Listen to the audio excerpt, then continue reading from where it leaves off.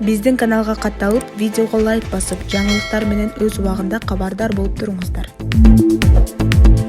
Президент Садыр Жапаров менен Казакстандын президенти Касым-Жомарт Токаев телефон аркылуу сүйлөштү. Бул тууралуу президенттик администрациясынын басма сөз кызматынан билдиришти.